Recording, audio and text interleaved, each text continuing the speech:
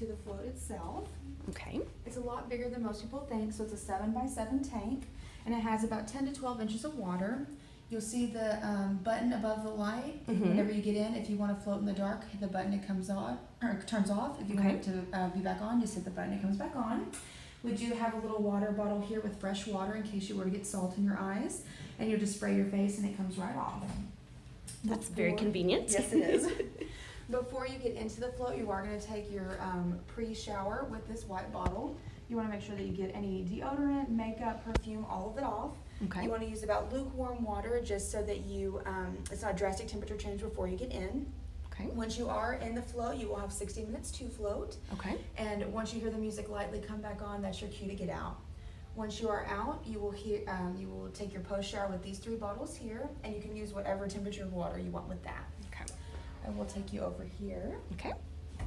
And our tank does currently have 1,200 pounds of Epsom salt in it, so it will make it completely buoyant. However, if you don't feel comfortable laying your head completely back, we do have a little floaty for you. Okay. We've got a big towel after your shower and 3 little hand towels. You will want to put in your earplugs before you take your first shower, just so you don't get moisture in your ears. Okay. These are the ones that just mold to your ears, so you don't have to twist them or anything. Gotcha. We also have little samples of Vaseline here, so before you get into the float, if you have any nicks or cuts, be sure to put a little layer on, just because this is salt water and you don't want it to burn. Okay. And on the back of our door, we do have recommended float positions for you, but really it's mostly whatever is most comfortable for you. Awesome.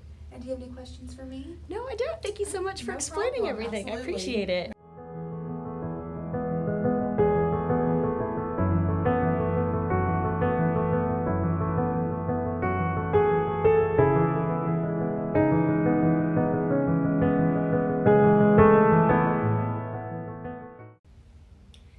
Hey guys, I just finished my first float tank experience at the Riviera Spa in Dallas, Texas, and it was amazing. It was so relaxing, and I can't wait to tell you guys more about it in my upcoming blog post, so stay tuned for more details.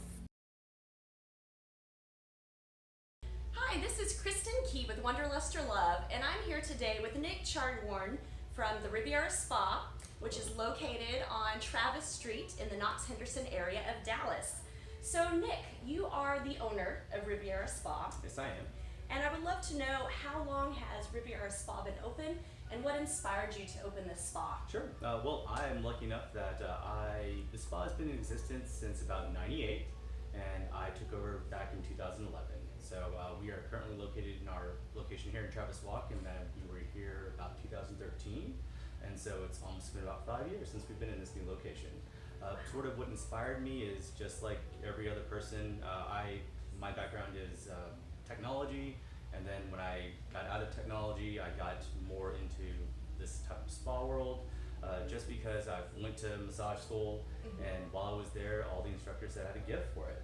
And I really enjoyed the fact that massage gave me the ability to give back to people. There's just this incredible, satisfying feeling of after you give this amazing massage to somebody and you actually physically change their life for the better. So for me, that's sort of what inspired me, and just because I don't really want to work for somebody else, I kind of want to do my own thing, I managed to find this opportunity where this person was selling this spa and was able to purchase it, and here we are at our new location. Well, that's fantastic. So massage therapy, you could say, was your avenue to become a local business owner here in the Dallas area. Absolutely, absolutely. And I think a lot of people, when they first start massage school, they have that in mind that they want to do their own thing. It just so happens I kind of wanted to scale my dream a little bit into something that I feel I have the ability to touch more people than just this one person at a time. So for me, for us, one of our biggest values here is wellness. So hence why we got into not only just offering massage services, but infrared sauna services, and as you know, our flotation tank service. Yes, so I would love to talk to you a little bit more about the flotation tanks, because I got to experience it for the first time the other day here, and it was a wonderful experience. So since these flotation tanks are a recent addition to your spa, what was it that made you decide to add them to your spa services That's here? actually a great question, Kristen. So for me, honestly, this has been something that's been about 3 years in the works. works. I first experienced my first flotation tank experience personally probably about 2 years ago, and it's Okay. something to me that just sort of changed my view on life. Mhm. So I always tell people, think of flotation as sort of like a focused meditation. So you're in an environment where it is totally no sight, no sound, no smell. The water is roughly about your body temperature, and you're able just to shut off, and your mind does some really interesting things. And they say the first time you ever experience it, you'll have hallucinations to just auditory hallucinations, visual hallucinations, and when you get out, you just feel so much rested compared to just how you are every day. So I'm sure you can talk about some of the benefits that you have with your first float. Yes, so my first float experience, it took me about 30 minutes to sort of settle into being relaxed. As I'm sure you can attest to, as an entrepreneur, you're always going, your mind is always running, you're always doing something. So it was a little bit difficult at first to just let go and give into the weightlessness. But once I did, I mean, time just seemed to melt away in that flotation tank. And when I got out, that's probably the most relaxed I've ever felt in my life. That's incredible.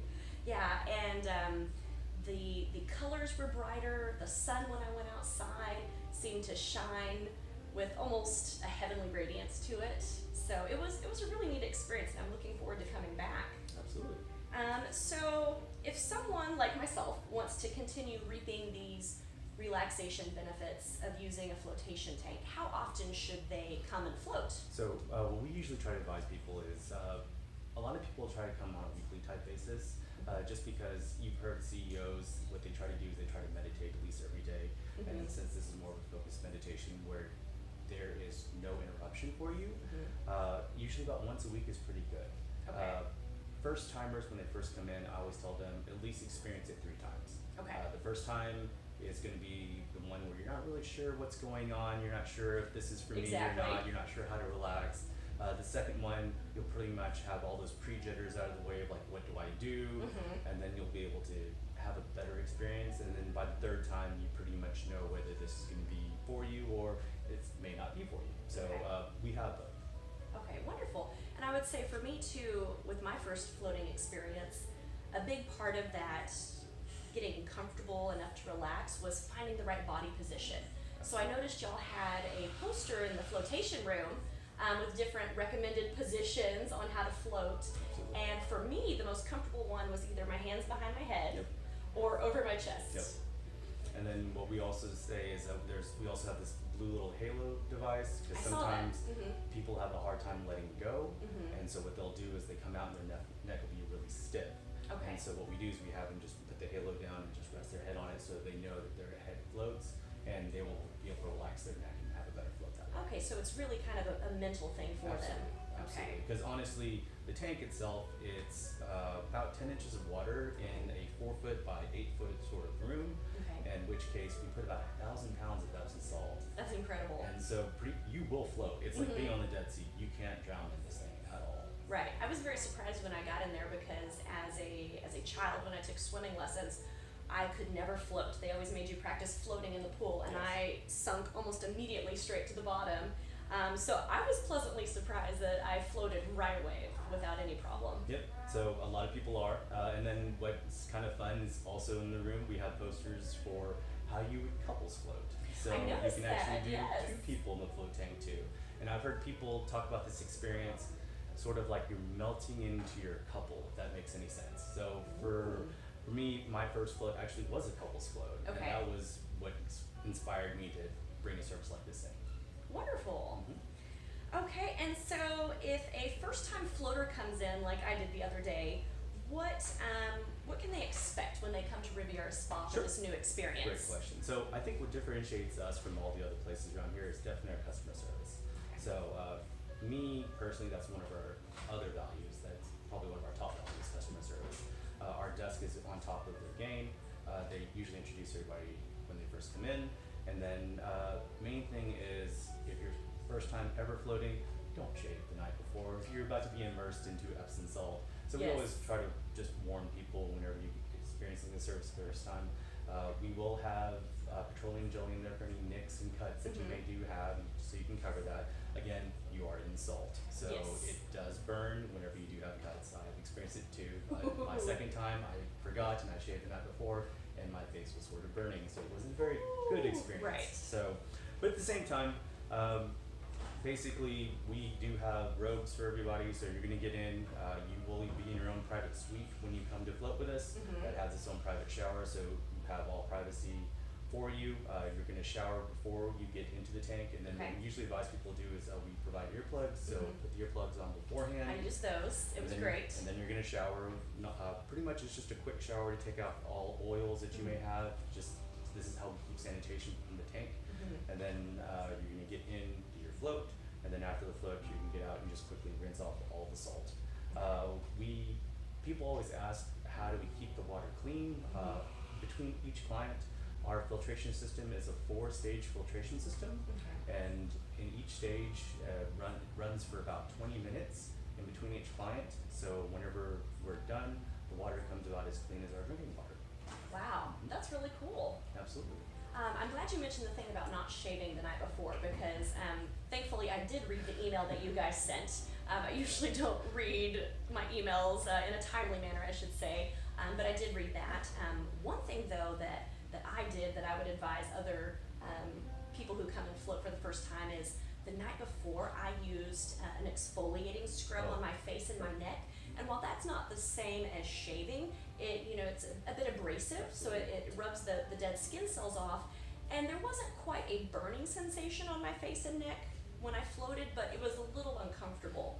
So my next time that I come back, I'm not going to use any exfoliating scrubs within 24 hours before I come. Yeah, definitely. Again, it's salt water. Right. So anything that salt touches, that's open wound, whether it be a very deep wound or very shallow, it will be a little bit of burning, in which case it's always good just to come, hopefully non-injuries, and then you'll be able to float and just enjoy that satisfaction. Right. Yeah, exactly.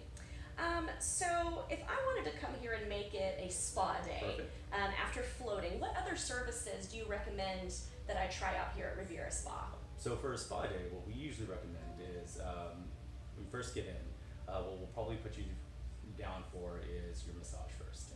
It's always good just to get all the kinks worked out of you, and then as all massage therapists usually say is after your massage, it's always good to have an Epsom salt bath. Well, we have You giant bath. So then what we'll do is we'll get you in for the float, and then after the float, we usually advise they go from that area to our infrared sauna, which helps with just sort of sweating the rest of the toxins out, and then afterwards get you in for a facial. So we usually advise to do the facial lashes because they're going to just make you all pretty, put all the product on you, and then you can walk out just feeling nice and relaxed after a great spa day. That sounds like a fantastic day. I can't wait to come out and try that whole your recommended regimen here at Riviera Spa. So thank you so much, Nick, for telling us about your spa today and the flotation experience. Absolutely. And I wanted to share with my viewers today that Nick is offering a coupon code for a limited time discount for you first time floaters. So be sure and check it out here on my video, the coupon code, and I'll also be posting it within my actual blog post. So thanks everyone for watching, and ciao for now.